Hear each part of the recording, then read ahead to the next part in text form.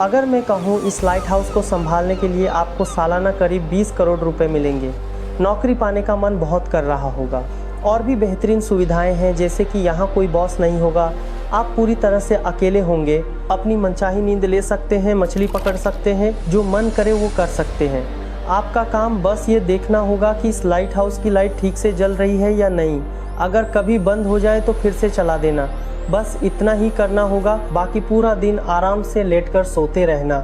लेकिन मज़ेदार बात यह है कि इतनी सारी सुविधाओं के बावजूद ये दुनिया का सबसे खतरनाक जगह है। काम की बात यह है कि ये लाइट हाउस बिल्कुल समंदर के बीच में बनाया गया है। यहाँ रहते हुए आप किसी से भी बात नहीं कर सकते। अकेलापन हमेशा आपका साथ देगा। और जो सबसे डरावनी बात है, अक्सर यहाँ बड़े बड़े तूफ़ान आते हैं। उन तूफ़ानों का कहर इतना भयानक होता है कि कभी कभी समंदर का पानी टावर के ऊपर तक आ जाता है। यहाँ काम करते करते मौत तक हो सकती है। और भी कई खतरनाक बातें यहाँ होती रहती हैं, जो आप थोड़ी देर में जानेंगे। अब शायद आप सोच रहे होंगे कि ये लाइट हाउस समंदर के बीच में क्यों बनाया गया है, इसका काम क्या है, और आखिर इस लाइट हाउस पर हमेशा नज़र क्यों रखनी पड़ती है, इसकी लाइट कभी बंद क्यों नहीं होती। ये रहस्यमय लाइट हाउस समझने के लिए हमें कुछ साल पीछे जाना पड़ेगा। उस वक्त ना तो कोई गाड़ी थी और ना ही कोई दूसरा वाहन या हवाई रास्ता, इसीलिए लंबा सफ़र तय करने का एकमात्र तरीका पानी का रास्ता था।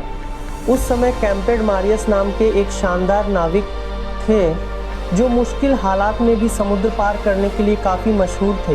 एक बार वो समुद्र के बीच में एकदम घना अंधेरा वाले इलाके से गुजर रहे थे, तब जहाज़ का टकराना समुद्र के नीचे कुछ पत्थरों से होता है। उस समय जहाज़ लकड़ी से बनाए जाते थे, इसलिए जहाज़ के नीचे आसानी से दरारें पड़ जाती थीं और पानी अंदर घुसने से जहाज़ को काफ़ी नुकसान होता था। इस हादसे के बाद कप्तान मार्सियस समाधान खोजने लगे। वे ऐसा कुछ बनाना चाहते थे जिससे इस तरह की समस्याओं से पहले ही जहाज़ के नाविकों को सावधान किया जा सके।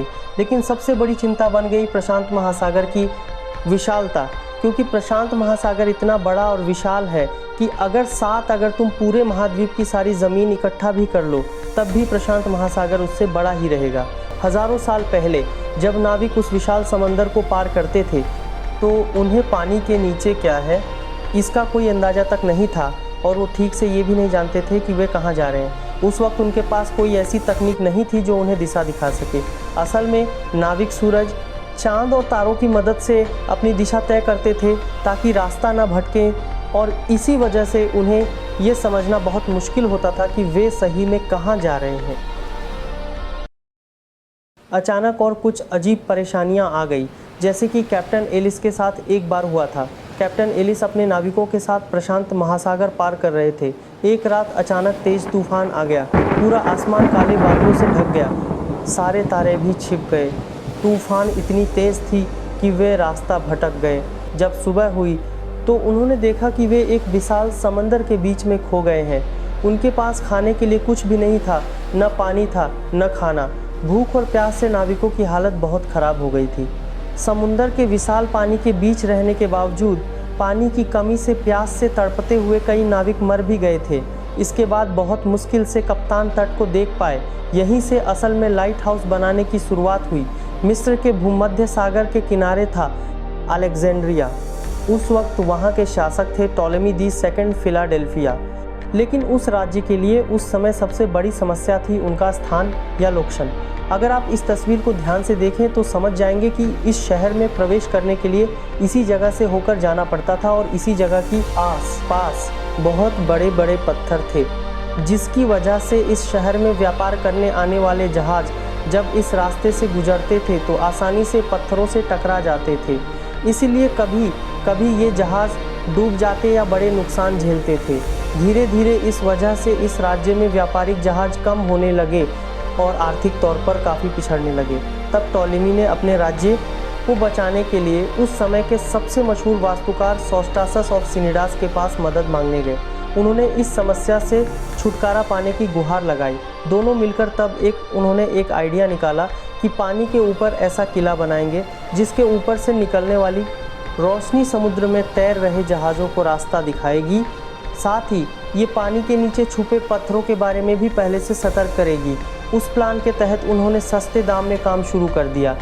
लेकिन तब तक वे ये सोच भी नहीं पाए थे कि जो वे बनाने जा रहे हैं वो एक दिन पूरी दुनिया में सबसे खास चीज़ों में से एक बन जाएगा, जिसे पूरी दुनिया अलेक्जेंड्रिया का दीपक के नाम से जानेगी। अलेक्जेंड्रिया के उस दीपक की ऊंचाई 384 फुट थी और इसे पूरी तरह से सफ़ेद मार्बल से बनाया गया था।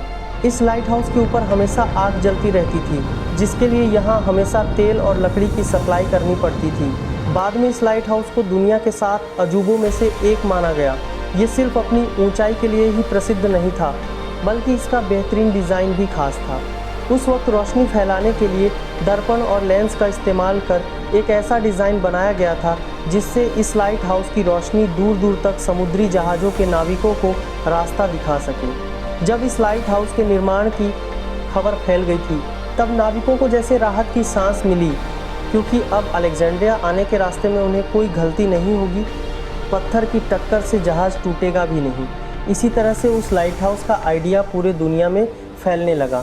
हालांकि शुरुआत में इस लाइट हाउस का इस्तेमाल समुद्र के बीच सिर्फ जहाज़ों को सावधानी से चलाने के लिए ही किया जाता था, लेकिन समय के साथ जब व्यापारिक जहाज़ों की संख्या बढ़ने लगी, तब समुद्र के उन जगहों पर जहां पत्थरों की ऊंचाई समुद्र के पानी के स्तर के करीब होती या जहां बहुत सारे पत्थर होते थे और जहाज़ आसानी से उनसे टकरा सकते थे, वहाँ भी लाइट हाउस बनना शुरू हो गए थे।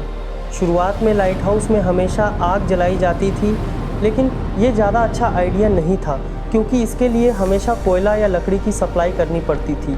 तब इसके अलावा कोई और तरीका भी नहीं था। इसके बाद मोमबत्ती या तेल का दिया भी इस्तेमाल किया गया, लेकिन आग की रोशनी ज़्यादा दूर तक नहीं जा पाती थी।